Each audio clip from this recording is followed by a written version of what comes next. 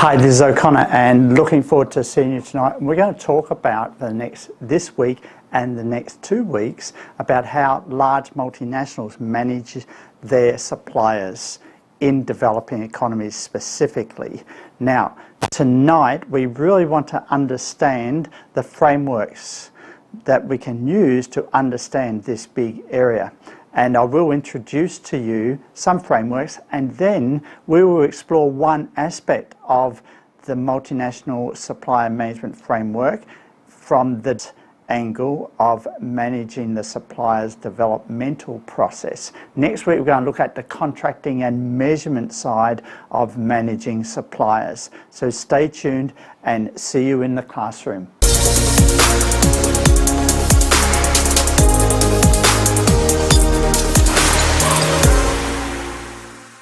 So this is the big idea, all right, that if you're going to outsource, you're going to have incurred costs. But I want to take you back on a memorable journey to your other units, because how many of you have learned international management? International management or international business? Cool, okay. So cultural differences, great. Well, basically that's the top row. That's the top row. That's the make view of the world. You know, we go into other countries, set up a sales office. Now we need to know culturally how best to motivate people in another culture. You with me? That's international management. You with me here? All right? So that means you're in make mode. All right? You own the sales office. You haven't outsourced the sales office. That's what multinationals do. They have wholly owned subsidiaries, or they have joint ventures. Okay? Another week you may have learned the difference in a wholly owned subsidiary and a joint venture. Okay? And the risks associated with both. That's what you study in international business. That's your top row. All right? Global supply chain management, like I said right at the beginning of this unit, is not about the customer. It's about the what? The suppliers. Online, it's not about the customer, it's about the what? Hello? Supply chain. Suppliers. Finally. Okay, both. Suppliers. Okay, in class you fail, online you fail. All right? Let's try a little bit harder next time when I ask you a question. All right. All right. Okay, sorry, that's not out of a teaching textbook to tell a student that they fail, all right? But I don't care, because I want you to have a memorable experience in this unit, all right? See this, when you're in supply chain mode, in global supply chain, you are buying, you are outsourcing, you're in buy mode, you're not in make mode. And so if any of you are going to do a PhD one day and you're going to study business and that, the professor will say to you, oh, it sounds like that's a make or buy problem you're looking at. Now you know what we're talking about, all right? So a make or buy problem is, well, that's what multinationals do. They sort of own everything. They make everything themselves. And that's what they're talking about now. The geopolitical rhetoric is, let's get out of China. Let's get out of these countries. Let's come home and what? Reshore, right? Reshore, we come home. Let's forget about this buying from overseas, not global sourcing. Let's come home and make ourselves. Let's not be a multinational. Let's just come home and just be domestic. Okay, so there's your global supply chain at the bottom. All right, where you are buying, you are outsourcing. When you outsource, you are buying from someone else. Someone else is making it for you, you are buying what they make. Good. So, when you are make mode, all you care about are political, xenophobic, environmental risk. Why? Because when you are in make mode, you're in another country, people can see your company and maybe they can trash your door if they don't like your country. Maybe they can boycott you if they don't like your country. That happens, right? That's what we mean by xenophobic risks. That's what we mean.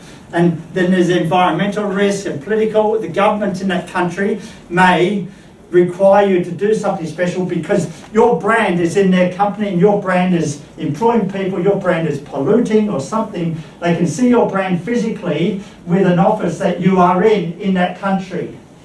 Okay? So when you are making yourself, you're open to the world of those risks. But when you are buying, you can be secretly in another country buying, no one knows, right? But the problem is you lose control. You lose control because suppliers may lie to you. Suppliers may not tell you everything. Oh, they'll tell you the truth, but they may not tell you all of the truth. Are you with me here? All right? There's truth. There are suppliers that are truthful to you, but they just don't tell you everything. Why don't they tell you everything? Because you didn't ask. All right? You didn't ask. All right? So you got control costs and coordination costs. This is the relationship risk, and this is your operational risk. Relationship risk, that is the supplier really, you just lose trust. You don't trust that they will do things that you ask them to do. All right, operational risk, that's the big problem for the last 2 years. What was the problem for the last 2 years?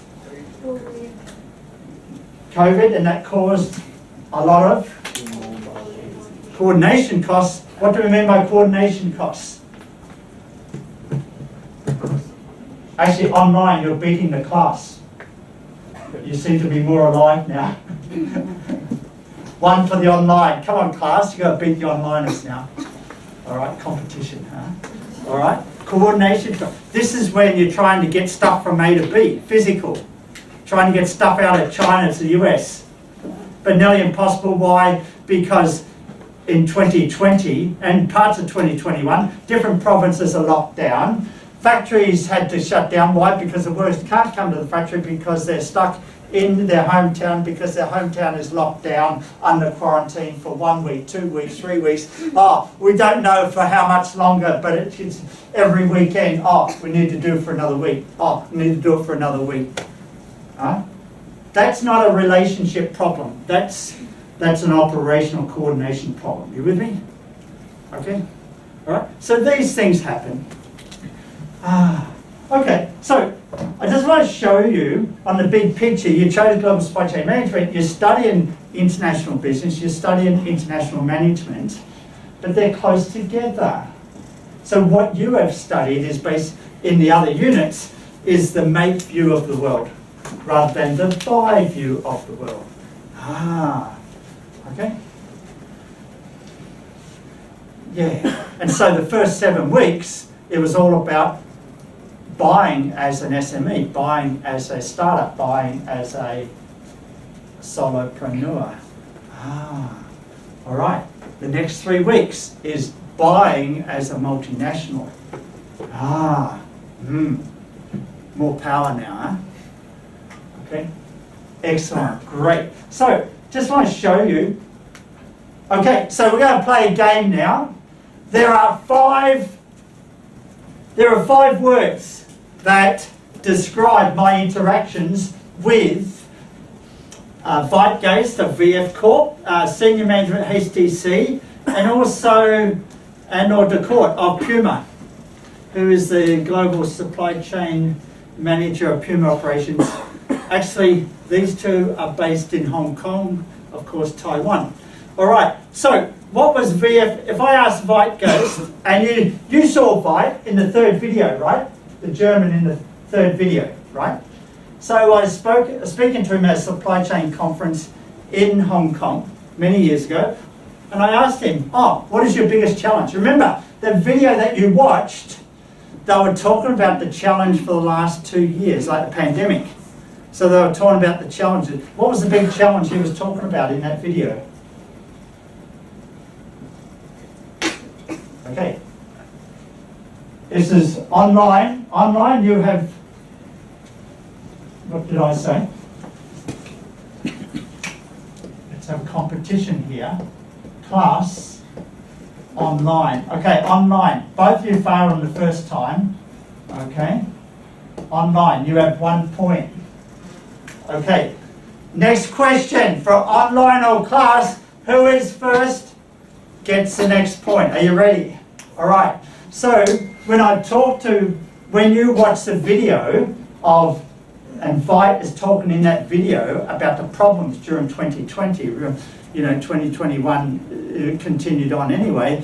What did he say was the major problem? Cost of time. Cost of time? In the video? Okay, and class, what was he talking about?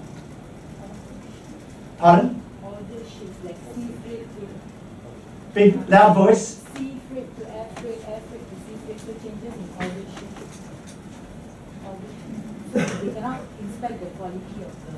Yeah, can I inspect the quality? Okay, all right. Sorry, that was a bit quick online. Class, you did well. But online, you were correct, but you were correct for the wrong question. But don't worry, you're ahead of the curve.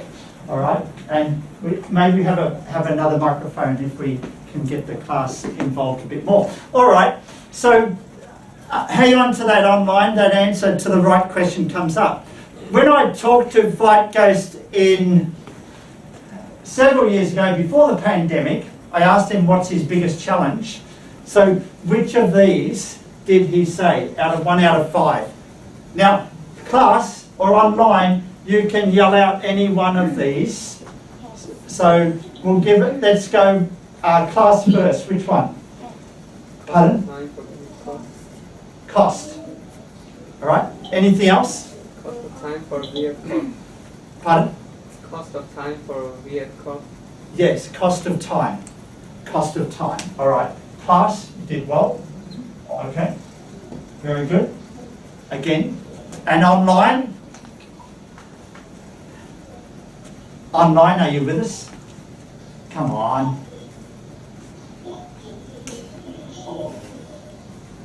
What do we mean by Cost of time as well. Yeah, I know, but what do we mean by that? Buying time to see if orders can be delivered, basically. Basically, the time. When I talked to Veit, he said, because remember, he's in charge of VF Corp. They're the largest manufacturer of jeans in the world. Okay, 150 million jeans per year. All right, million, not thousand, million. All right. Okay, so big. This is big, right? And he said, we get Mexico to make the 5-pocket variety, which has been the same design for the last decade or more, 2 decades.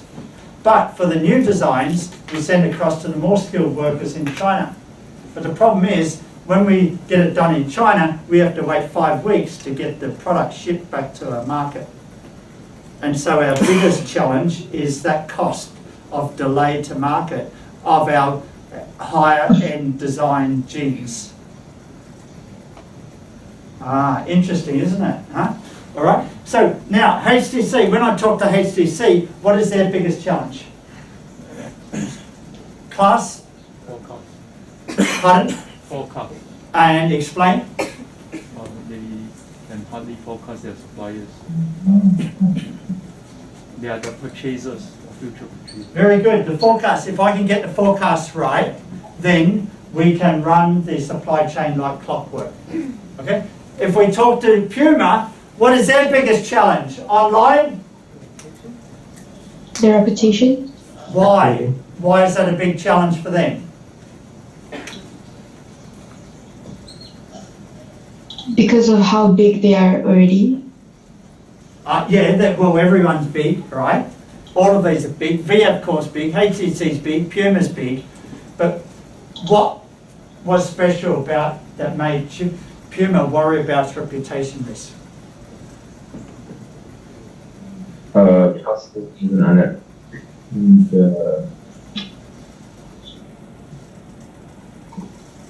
Continue, please. 2016 the quality of the clothes is bad. Was bad. Yeah, and what caused this rip in the t-shirt was poor material quality that was sent to the supplier that was making the garments for Puma. Yeah. And Anne-Laure de Court was talking about this, and she was saying that the next day, because this was in the league in Europe, the next day she had about 30 emails from senior management in Puma, like senior, this is not from junior, like president, board of directors, CEO, fix this, all right? Like, fix it today. What is wrong? Fix it, it doesn't happen again, all right? Like, you know, that is bad for the reputation, am I right? Okay, so, you know, solopreneurs, SMEs, they don't have this problem. You with me here, all right? But multinationals they have these problems. What I did talk about in my video, that, yeah, you can have all of these, but really only two out of those four plus the middle one, all right? Yeah. Quality is non-negotiable often, okay, in any operational circles, okay? You'd never recommend to management, oh, let's just go for a lower quality. You don't do that. That is not a strategy, okay? But you can trade off cost versus having a larger volume and quicker time, then it's going to cost you more. If you want a larger volume for cheap cost, it's going to take you longer. You're with me here. So you can have two of these, can't have all three, if you want to keep quality the same. And the big thing that, if you look, some of you are thinking, oh, textbook. Yeah, EOQ model, that comes from textbook, operational textbook. The JIT model comes from an operational textbook. But what was the big thing that the pandemic made sensitive? Which one? What was the issue that the pandemic brought to the attention of boards of directors in managing their supply chain? Which of these models was upended because of the pandemic? Which one? The JIT. The JIT model, absolutely. And why? Why was that? Because you can't expect. Lots of inventory to minimum. Yeah, because a lot of companies were focusing on the JIT, and what you do is you have minimal inventory, and in normal circumstances then things run clearly, but when the pandemic came along, suddenly you have stock out costs. You with me? And that's what, and now they realise, oh, we should have more inventory. We should have more inventory. And so JIT is not flavour of the month at the moment. It's not flavour of the month. Okay? So you can think about, if we can get the forecast perfect, if we know what our customer's going to order every month for the next 3 years, then, you know, we don't need to sort of play around with these models, all right? We just put it in, and then we know exactly what we want, and then we make it according to exactly what we want. But what did we learn? What did we learn last week?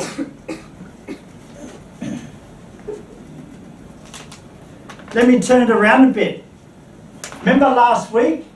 We had these companies, they went to Indiegogo and Kickstarter, and what did Indiegogo and Kickstarter do to these companies? Come on, what happened? What did they get from Indiegogo and Kickstarter? They got money. They got money, right? Yes or no? Yes. And what else did they get? Orders, am I right? Yes or no? Yes. All right? And they got exact orders, am I right? Yes or no? All right, they actually got perfect demand. You with me here? But what did we learn? That some of these companies still failed. Even when they had perfect demand. They know exactly how many they have to deliver by a deadline, and most of these companies missed the deadline. Yeah, because they didn't know how to manage this part and this part. Ah, interesting, huh? Interesting. So that's the problem. Yes, sir. But when you know the exact orders, will be favorable to use the JIT model more because you have because sometimes you have a dilemma on carrying the cost of inventory Yep. and using the JIT. So if you can predict exact orders, then would it be better to use the JIT model, right? I assume then rather than I'm just saying, in the real world, you're going to have variation. You're going to be, you need to bring your analytics mind into it and have, and there's going to be a normal distribution of orders based on the last 5 years, last 3 years, or last 6 months. Okay? Well, the pandemic has actually thrown that into disarray because we now cannot rely on history for the last 2 years. Are you with me? But up until 2019, you could always machine learn our history for the last 3 years, rolling 3 years, and then exacerbate that out until the future. You with me? Well, now the pandemic's saying, well, sorry, it really can. We just don't know what's going to happen next 6 months. So therefore, you really can't do much planning at all. It's hard. It's not easy. But the one thing you're going to learn in the coming 3 weeks, remember 3 weeks, we're really focusing on the big company, is how these big companies work to find out the supply capacity. How do they find out the supply cost structure? Because these are big unknowns. And they matter to HTC because HTC in 2012 was making 30 million smartphones in the year because Apple's doing 250 million, but I understand that, Apple's a big player in the crowd today, and Samsung. But back in 2012, HTC was one of the big Android manufacturers. All right, so because of that huge volume, then they need to find out more about what the suppliers are. Now, this was from the textbook I just showed you. This is from the textbook. If you go into operations management, they're going to teach you about trade-offs.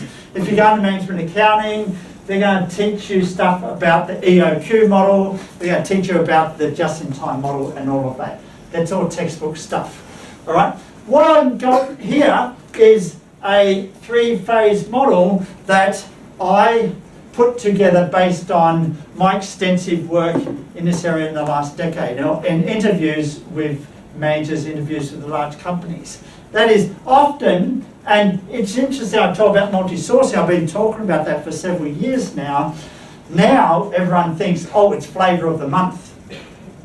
Why is multi-sourcing flavour of the month?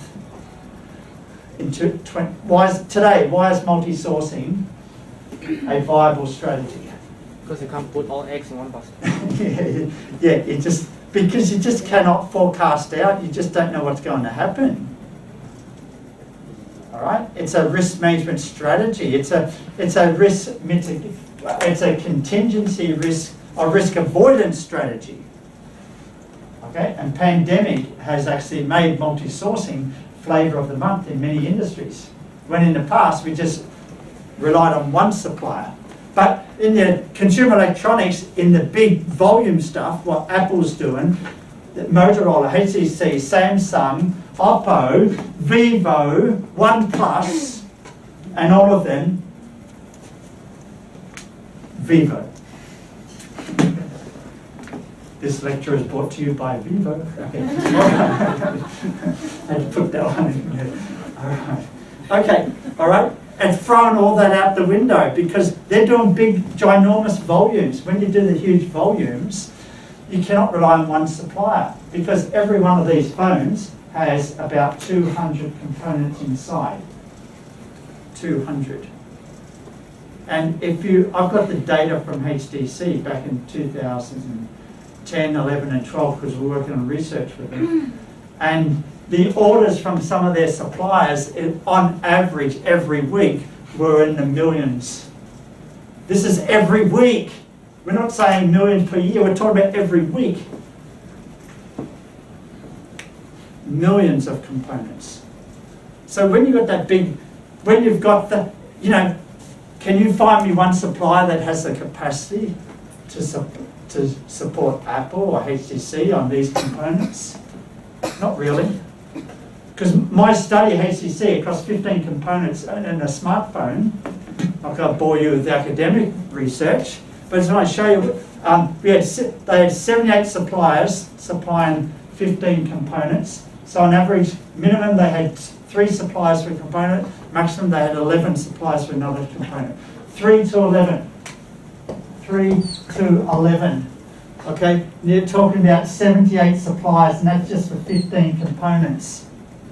All right, and there's over 100 more components to put into a smartphone. All right, you multiply it out. So it's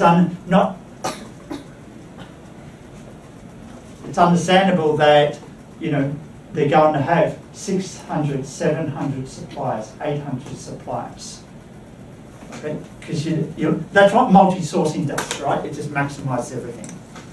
Okay, now, if we're going to multi-source, then you've got 2 big challenges to work with. You've got to work with a contract, and then you've got to work on development. So tonight, I got you to watch the videos, but also my lecture video focus more on the development side. Next week, the presentations on HTC, there's a presentation on PQI.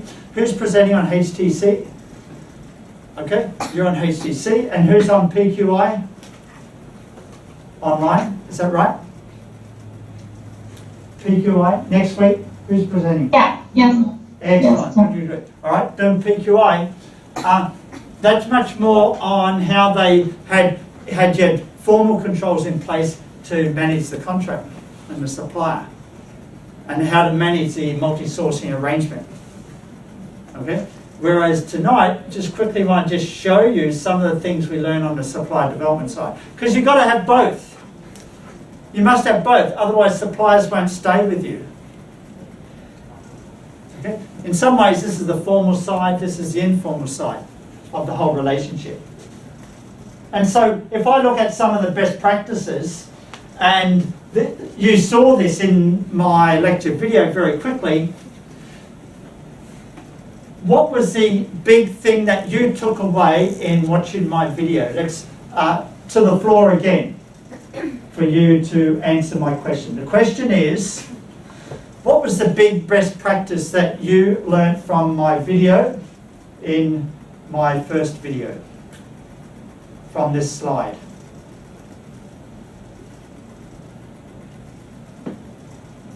Don't all speak at once. Hello? It's in front of you. What did you learn? Sustainable supply chain. Pardon? Sustainable supply chain. Well, how do you make it sustainable? Remember, this is this part of the 3-circle. Remember 3-circle control framework for the first 7 weeks? Now we've got the 3-circle framework for the large buyers. Okay? And under supply development, the big idea that I learned and I saw practiced by all of these companies to some degree was supplier staging. Remember many years ago when how many of you had a frequent flyer program with an airline? Anyone? One person. One person in this class. What, no one else flew in an aeroplane? Didn't you have weren't you a loyal customer? Okay, all right. Online, did you fly up until the pandemic? Anyone of you fly? Yeah, the Malaysia Airlines Enrich program. Yeah, so Malaysia Airlines has an Enrich program, right? So you have basic, and then you have silver, and then platinum, right? And then as you go higher, your relationship with the airline gets stronger, am I right? It's supposed to anyway, in theory. Okay? Same thing idea with the suppliers. H&M, silver, gold, and platinum.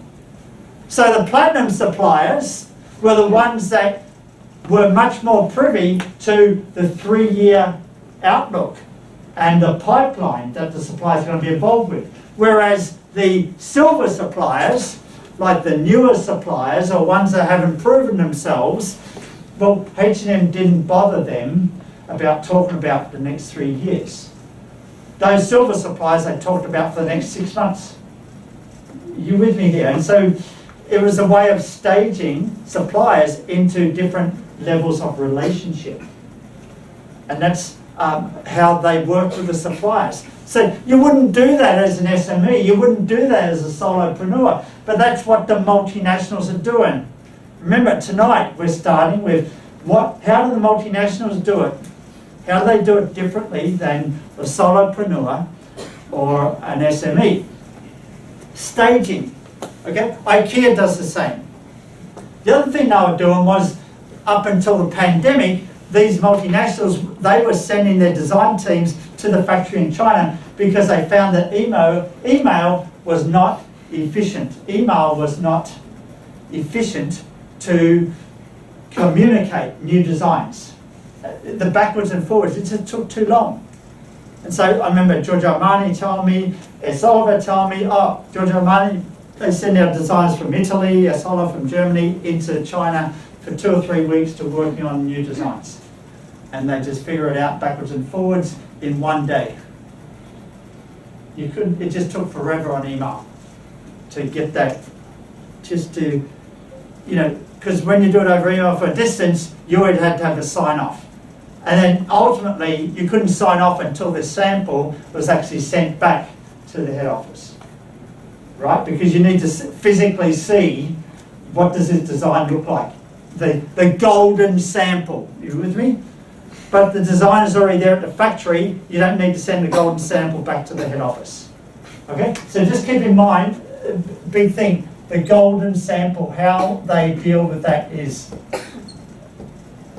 a big difference. Golden sample. All right. So, and then virtual design teams, we had this staging.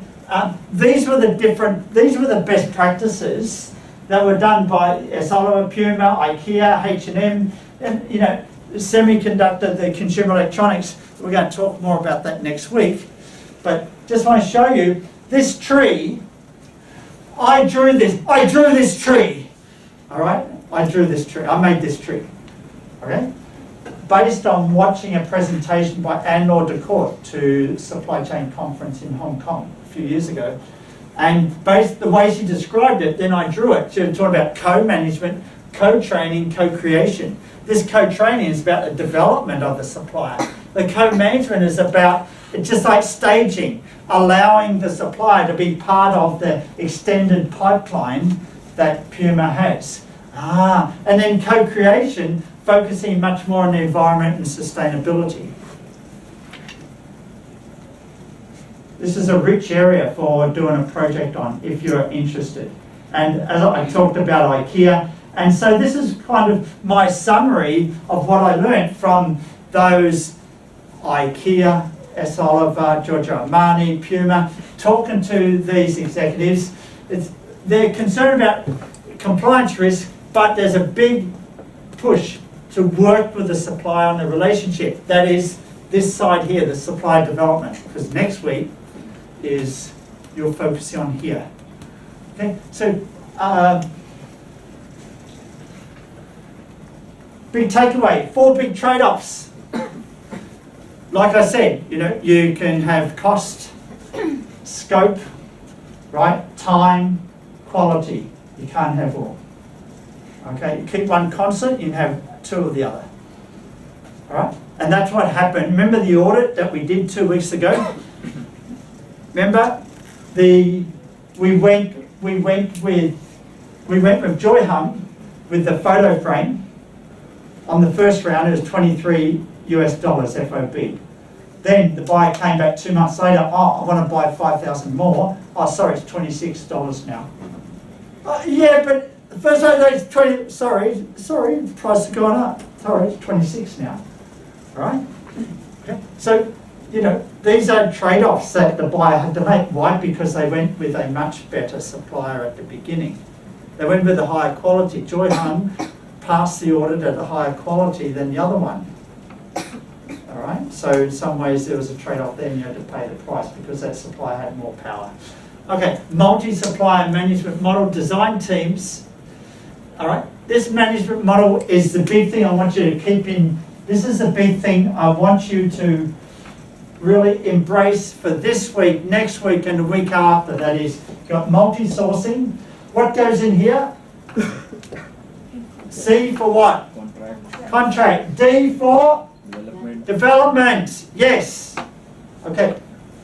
Right. And the sequence of development, stage. I think that's a big thing that companies were practicing. So it's kind of like airline frequent flyer models. All right. Do you like our dog? Sorry, bird. Right. You like our bird? All right. Be careful for what you order. Make sure you know what you are ordering. Okay. All right. I reckon make that into a stuffed animal. That would be very famous, wouldn't it? All right, so let's go back to your video, and that is the big questions. I've got some answers here, but I'm not going to show you. What service does Pivot 88 provide? What service does Pivot... Pardon? Software. Yeah, and what does that software do?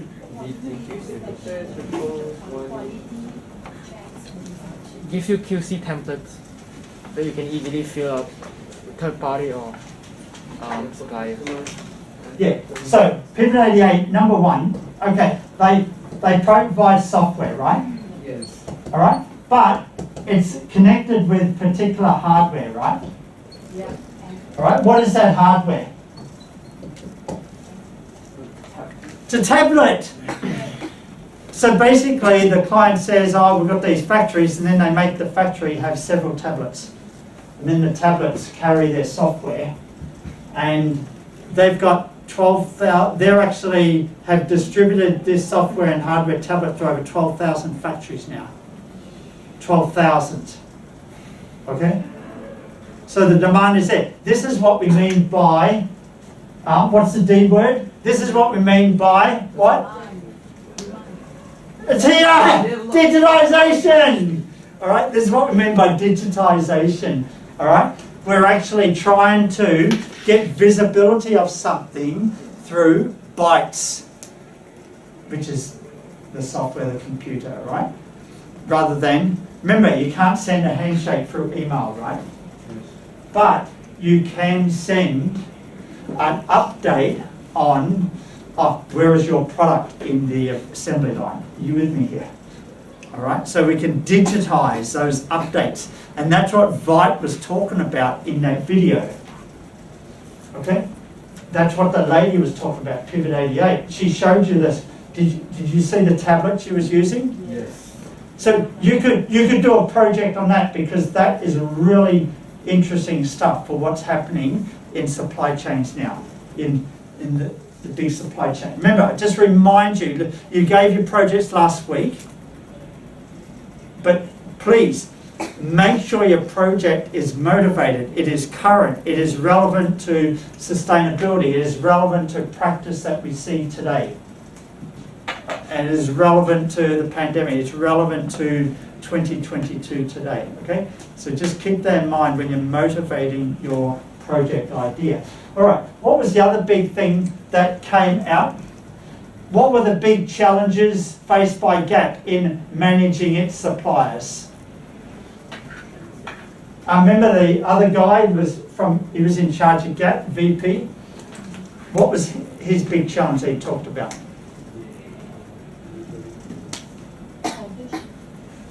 Tracing problem. Tracing? Quality control. Definitely quality control. Yeah, definitely quality control. But what did he talk about? What did he talk about? What was the notion of quality control he was talking about?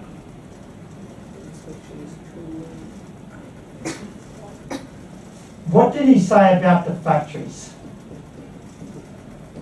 Factories Overly relying on the they were over, relying on QC. starts with A.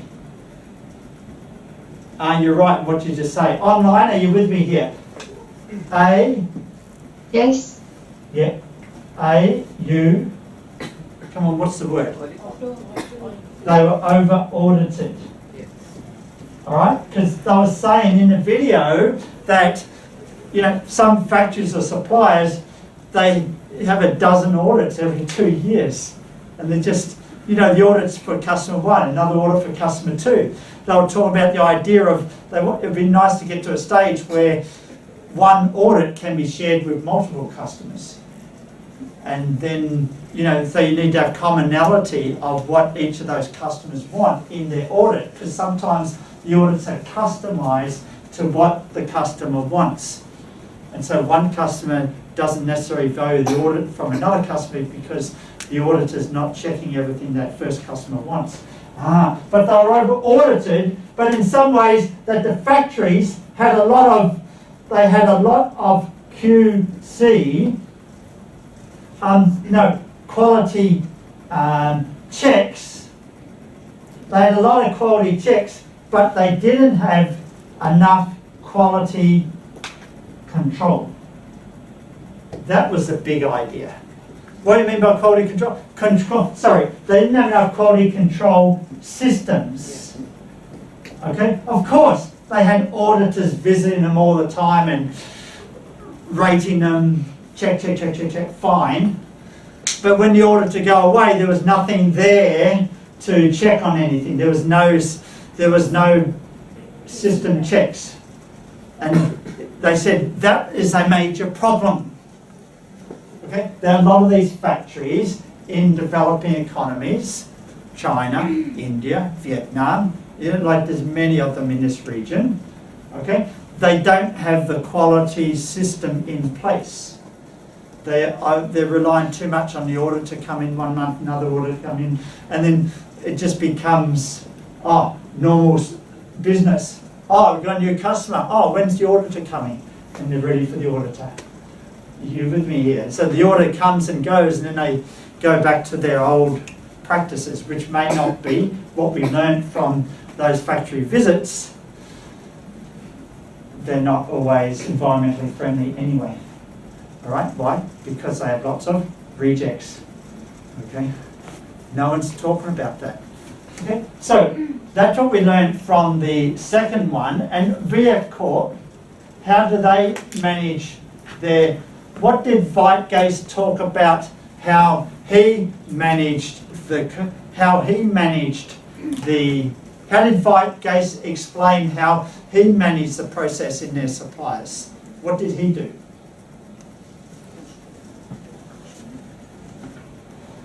Class, let's make sure we're clear on what we're doing here, all right? Let me just summarize again, okay? So, remember, this is Pivot 88, all right? We're going to finish soon. It's software as a service, but using tablets. Okay, that's fine. Okay, but that was number one. The big idea from number two was that factories, they did not have a QC system in place. All right, a quality control system in place. They're basically living from audit to audit to audit to audit. All right. So there's no continuous improvement going on, no way of managing the costs better, managing the rejects better, and it's not sustainable. Sorry, I have a question. So in terms of like working teams in a business, would that be under quality management, or like what umbrella does it go under? It's interesting that, because Veit talks about it, that the factories are talking about, they need to go from a mindset of quality check to quality management. All right? Sharifa, I think you hit the nail on the head there. That he did talk about. From the QC, the inspection that just goes from time to time, to ongoing quality management, where you're actually focusing on continuous improvement, reducing the rejects, solving problems, and making things better. Why? Because then you do cost down, cost down, cost down, cost down. You go and find out all about that because the group presenting next week from HCC and PQI, they're in an industry where it's 5% or more cost down every 3 months. It's just very cutthroat. Okay, number 3, what was the third idea? Veit was talking about this. Veit from VF Corp. He talked about, what did he talk about? Starts with D. Digitizing. Yes! All right, he talked about digitization, all right?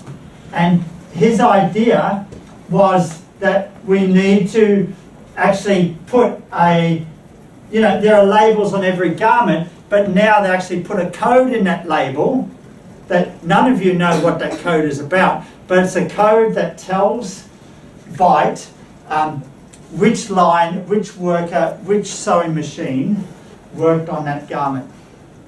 And so they can go back and solve the problem. Is it the machine problem? Is it a training the worker problem and things like that? And so with that, he was able to trace and then solve and then continuously improve.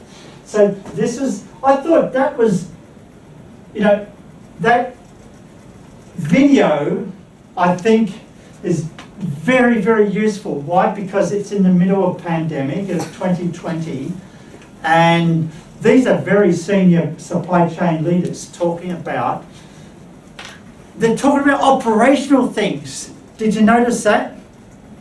They weren't talking about, you know, is on the couch and, oh, you know, having big trouble with the suppliers and blah, blah, blah, and all general BS that you get at many conferences, right? And you go out for a conference, you learn nothing. All right? They were talking about real stuff. They were talking about their real problems and how they were solving them. So that video is very, very, I found very useful, and I don't share many of them these days. All right, so enough of me. Let's have a break. Like, I've actually summarized that, and so you can actually take that summary. I just put details of that, so you can compare that with what you wrote in your preparation for the class tonight. And just, yeah, that was my brief summary of those videos. I think it's good that you go through that. Number one, because all right, the 3 circles I talk about, the three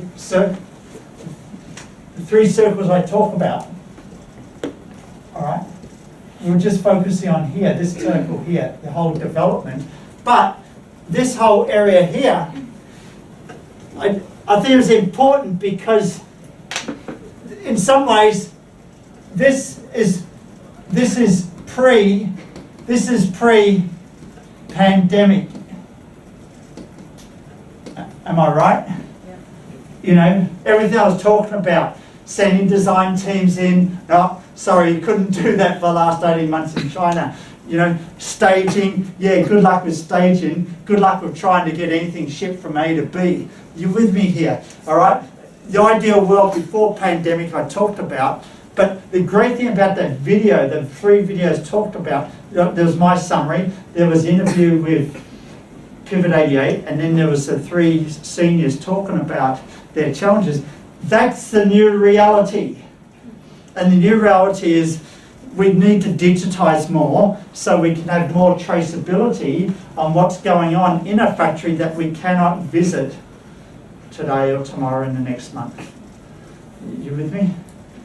And so I think when you're doing your project, if you're actually touching any of those areas, you need to really hone in on what is the new norm now that the pandemic has come. Now, when the pandemic goes, these practices are probably going to be a new norm compared to what I just talked about here. Are you with me?